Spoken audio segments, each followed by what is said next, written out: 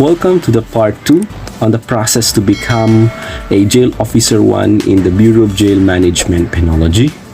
But before that, I would like to make a shout out to Sir Casimir and Ma'am Georgette from Western Mindanao State University, Zamboanga City, Juris Doctor students from 4B. So, for being an avid fan, thank you Sir and Ma'am for supporting my channel. Now, let us go to step 5. From the previous presentation, you can watch my channel to check the previous presentation on the process to become a jail officer 1 from step 1 to step 4. This time, let us go to step 5, the panel interview. Those who pass the NLEX, the entry-level examination with neuropsychiatric evaluation, shall be required to appear before the NPSB, the National Selection Placement Board, for panel interview. The interviewees shall be rated as follows. These are the criteria to be noted during the panel interview. Grooming, or the general appearance, the bearing, that is 20%. So you should appear there with formal attire, not necessarily with coat, but if you have with you your coat and tie attire, it is much better. For boys, you should have a good grooming, and for girls, it must be incorporate attire. Yes, you will be selling yourself there. Next is the manner of speaking, clarity, and coherence in presenting ideas. When answering, if you are asked in English, I would like suggest that you will also answer it in English. But if you are not that confident, but you are confident in answering in Tagalog or in Taglish, yes, it is accepted. If you will be asking me what are the tips during the panel interview, you can browse my channel and search their tips during the panel interview. Next criteria, third criteria, it's the reasoning ability. It is about how you arrange your ideas. Arranging your ideas into more coherent, more step by step. I would like to suggest that if you are answering, answer it with basis. Okay, answer it with basis. For criteria, it's the critical thinking or maturity of judgment. Yes, when during the panel interview, you will be asked with a situational question or situational questions. So as much as possible, in answering, you should be matured. In my case, I was asked during the panel interview if how I will handle if I will be having a firearm. Since I am an educator, my previous work is I am an educator and I am not a criminologist, and this is my first time. If I will be hired, I will be given a firearm. So how will I handle it? So even though I do not have my background, or I did not hold yet a firearm, but as much as possible, I have answered it with all maturity. So my answer there was, if I'll be having a firearm, I will be wise in using it. I will be keeping it properly. That will be my last resort, to use it when I am in threat or I'm in danger. As much as possible, firearms must be handled carefully. No other person shall hold it, only myself, and I will be smart enough to use it, and that will be the last resort, or I will be using it in a proper manner in the appropriate situation. So that's it. And I passed. Okay, from my answer there, I have passed the panel interview. The last criteria is leadership potential. Yes, here you should talk with assertiveness, talk with confidence, even though, as a tip, even though that your answer is wrong, but if you talk confidently, you talk wisely, you don't mind that your answer is already wrong, still you have the assertiveness. There they can see how you become, or how you can handle, rather, people, how you can manage. It's about assertiveness. They can see the way you talk, and also the way you will be answering the questions.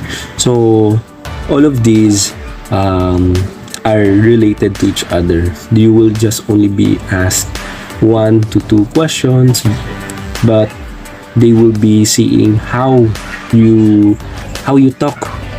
You should talk with basis, and as much as possible with maturity of judgment, good attitude, and also leadership. Be assertive. The way you talk, the way you present yourself, they will see you as there. You will see how potential you are to become a leader. So that is during the panel interview. For more tips regarding panel interview, you can browse my channel and search there for tips during panel interview. Next, results shall be immediately announced after scheduled interview. Failure to obtain the average 70% during the panel interview shall disqualify the applicant during the current recruitment period. So if I were you, take this panel interview seriously. Next, step 6, initial deliberation. So it is now part on the board to rank you, to score you already. The initial deliberation shall be taken by the National Placement Board to determine the sufficient number of applicants recommended to proceed to the next step, depending on the quota available. The qualified applicants, including those granted automatic waivers, shall be ranked based on the results of the entry-level exam, panel interview, and premium points given. If you will be asking me, what are these premium points? Who gave this? Who gives this? So these premium points are being given by the high-rank officials as an additional point. Next, step 7. Medical and dental evaluations. Applicants who shall be endorsed for medical dental examinations are based from the initial deliberation. Proceed to health service unit for the conduct of physical, medical, and dental examinations. Thereafter, secure referrals for the required laboratory test. Submit original results of laboratory tests to the health service unit. An applicant who has a health problem or dental condition that cannot be corrected or remedied shall be removed from the selection process and shall be informed accordingly. An applicant who passed the medical and dental evaluations shall be certified physically fit for training and subsequently be endorsed to the Directorate for Personal Record Management. So here in medical and dental evaluations, you will be asked already to go to a accredited diagnostic center, medical center for your laboratory test.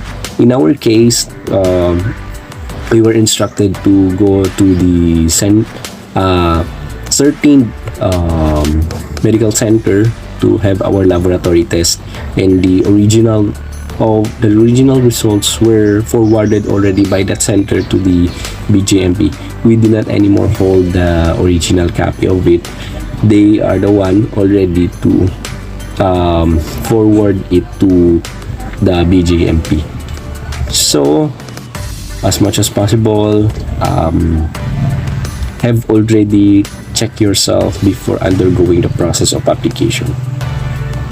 And when it comes with dental, have already with you already your oral prophylaxis, the cleaning, and pasta already those who are start to decay teeth, and also have already with you your dentures or marpings if you have already. If you still have time, prepare now because this process is very fast. Now, if you are endorsed or applicants who pass the medical and dental examination shall be required to undergo the strength and agility test, the SAT, based on the schedule provided by the DPRM, report in athletic attire, and perform the following 5 events indicated below. So, here, prepare already. The first exercise is push-up. So, for male, 25, and female, it's 15 for 1 minute. In our case, we target 35 push-ups for male. For jumping jack, we did not make this jumping jack. Instead, we made the sit-ups. We target also 35 sit-ups. Pull-ups, 3, but in our case, we target 7 pull-ups rather. So, if you are having problem with pull-ups, start already practicing now. It's a matter of practice. My practice here for pull-ups is do the diamond push-up, and after that practice the pull-ups. Have a pull-up bar. So in my case, I have made a 6 pull-ups. That's good already. Full arm swing, full arms hanging for female. 100-meter sprint, yes. Here I have obtained 13 seconds.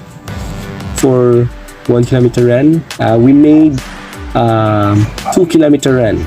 2 kilometer run for 5 minutes also. We made this, I think, 5 minutes for 2 kilometer run. Yes, so that's how rigid we had experience during our strength and agility test. An applicant who failed to meet the standard in 2 of the 5 events shall be disqualified to proceed to the next level of the screening process. However, he or she is given a chance to repeat failed events in another scheduled date. Now, step 9, the final deliberation. The point system for the final order of merit shall be as follows. So, you will be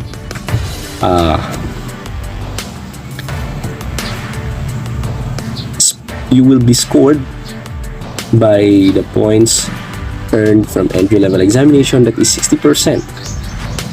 Good for those who are criminologists because they are exempted to take the entry-level examination. Then panel interview 30%, and premium points given it's 10%.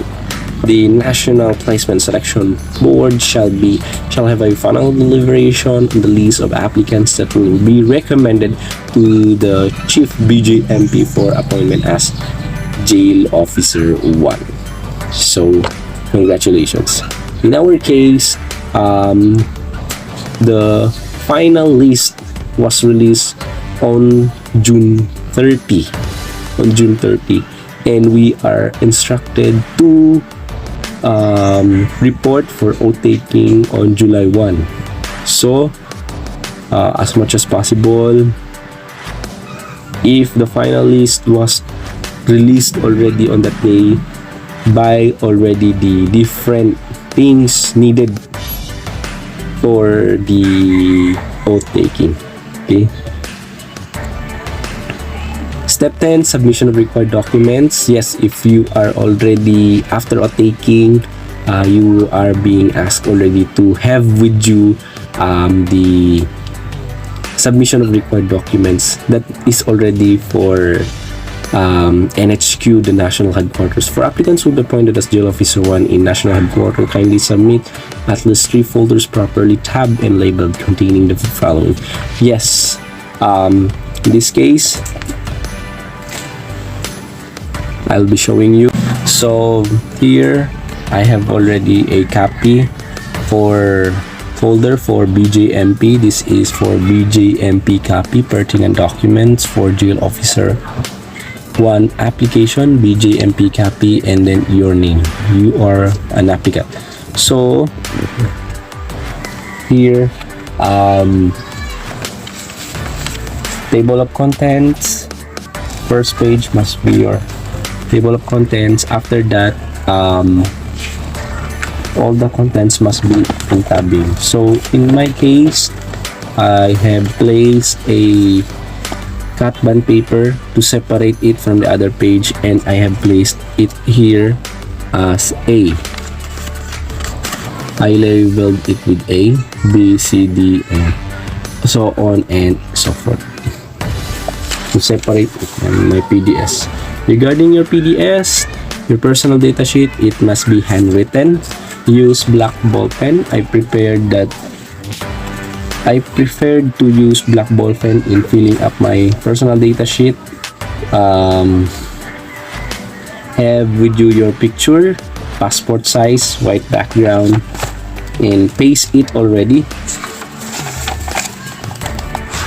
And also your picture, and have this personal data sheet be notarized in a private lawyer or in public attorney's office.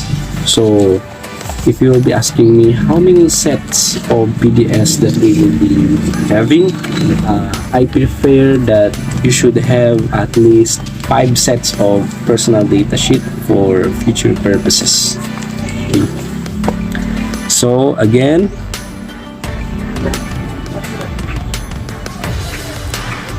copy for BJMP, and last 2019, the regular quota for BJMP hiring is 2,000. For this 2023, it's also in the 4-digit regular quota. The Bureau needs more personnel. So also, this is also the table content for the Civil Service Commission, submission folder to the Civil Service Commission and to the National Jail Management Training Institute, NJMPTI. This is also the table of content you should follow, and oath taking. So in advance, I would like to congratulate you for passing already the for being hired in the Bureau of Jail Management and Technology. So join now the Bureau while you're still young. Okay? So that's all. Thank you.